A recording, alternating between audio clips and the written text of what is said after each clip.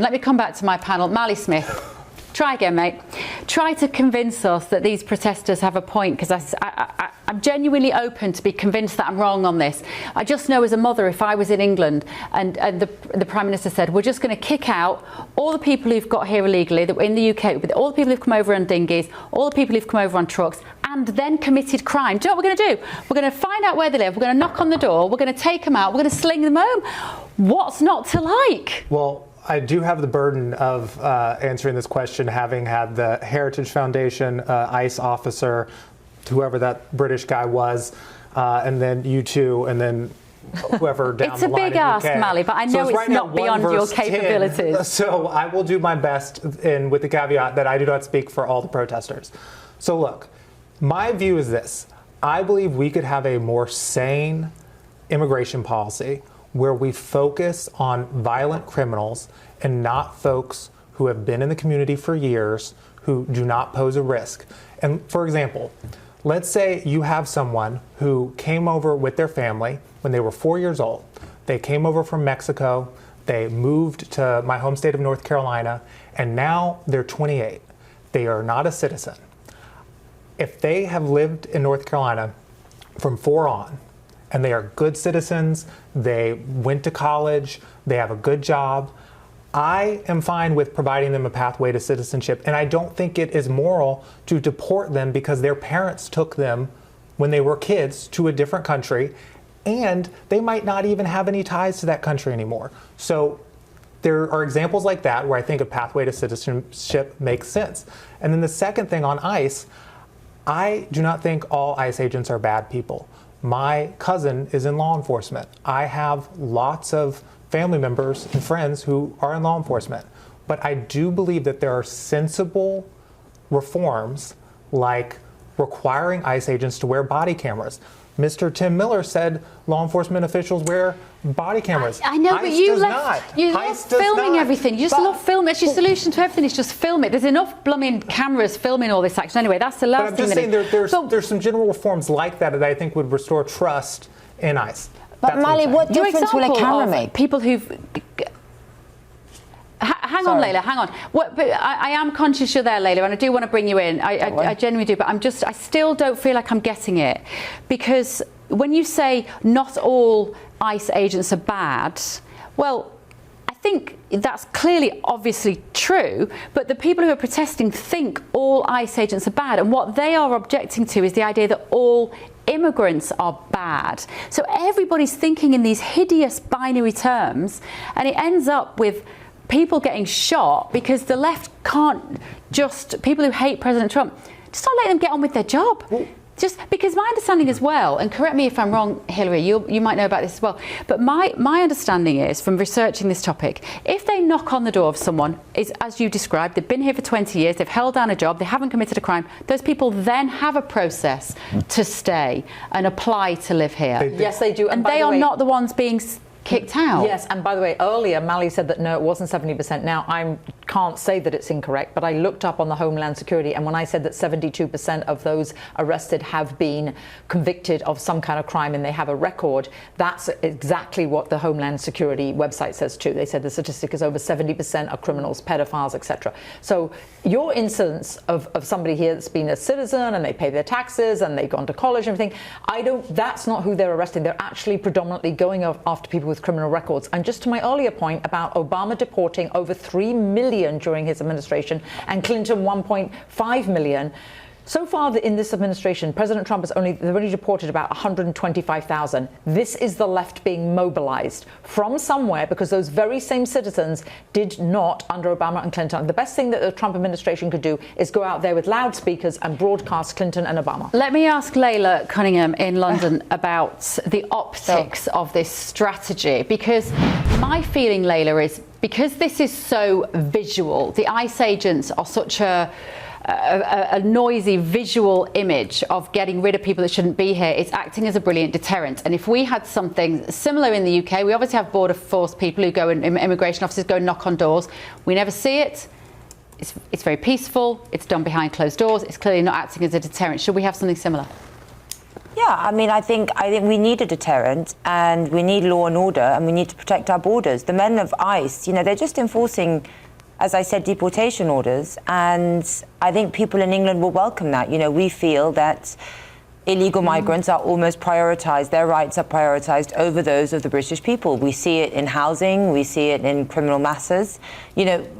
Our government has decriminalised illegal entry into our country, and British citizens find that fundamentally unfair, but on another level, it's a massive national security risk. We don't know who's coming on those boats, yet they house them in towns and centres and allow them to roam free. And some, we have learnt, have been convicted bomb makers from the Muslim Brotherhood. Others have gone to sexually assault young girls. So we do need a strong border force like ICE to be a deterrent. Sadly, there is no deterrent right now. There is only incentive. If we picture a reform government in a few years' time, Laila, that you would no doubt be part of if you are not London Mayor by that point, do you think that if a reform government was to enact something similar, we would have protests like this on the streets of the UK? Are there enough people who would want to protect illegal migrant criminals on the streets of in England, that we would see things like this on the streets there, do you think? Yeah, I think we would see that. I mean, we have the Green Party that's polling surprisingly above 10%, despite being, the leader being a hypnotist who hypnotised women for larger breasts. His Christmas message was on the border, saying, we should welcome illegal migrants to our country. So I think we do have people who don't value the sovereignty of a country and don't value the meaning of secure borders. It's almost suicidal empathy, as someone has said, because we cannot be a safe nation if we don't know who's coming in. Mali, you wanted to come in. Well, I was just going to say one correction. DACA, Deferred Action for Childhood Arrivals, those are the example I mentioned. They do not have a pathway to citizenship. Originally, when DACA was instituted, the idea is they wouldn't be prioritized and they wouldn't be targeted for deportation. And the Trump administration has rolled that back. They have indicated they are open to deporting folks who are DACA recipients and have deported folks who are DACA recipients. So that is not true. Okay. Well, the awful thing about these statistics is that there is no trust on any. Nobody trusts. The left don't trust your official numbers.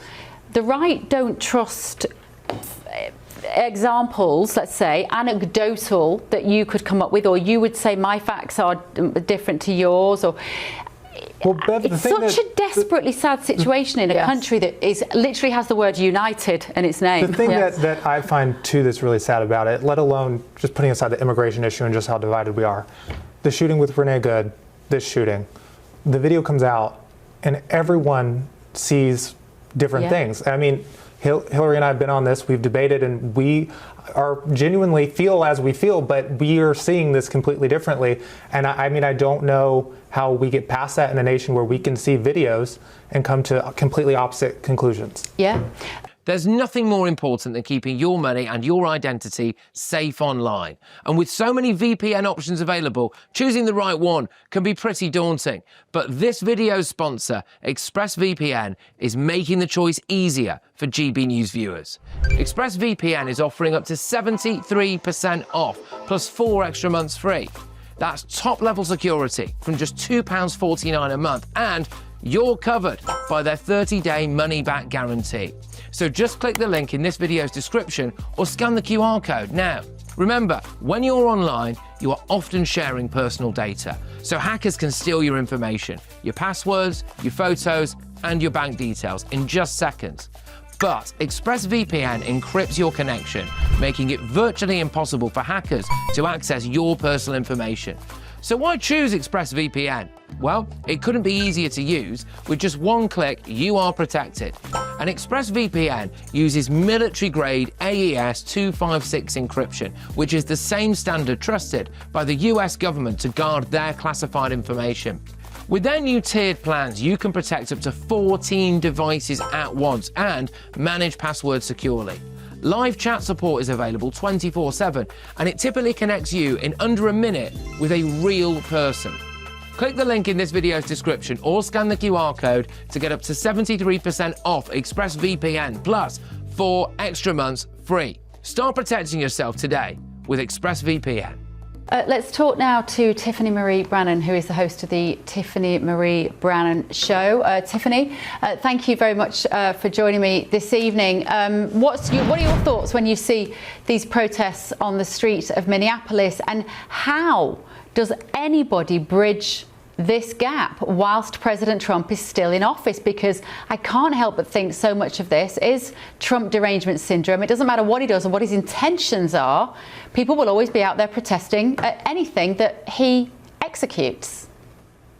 Absolutely. And, as you guys just mentioned, it doesn't matter that Obama and Biden and Clinton, all these people actually deported people under their administration, and Obama was the deporter in chief. We look at President Trump and the numbers, and the difference is crazy, and the treatment of the difference is crazy. Now, what's really sad to me is that there are now signal chats that have become, very evident on X and some other platforms today in Minneapolis that are stalking ICE agents, that are writing down license plates, that are writing down where they're at, that are basically organized to attack these federal officers. And we can argue about the term, oh, you can't call them illegal, oh, you're dehumanizing them. These are criminals. These are people that are convicted child predators, traffickers, rapists, thieves.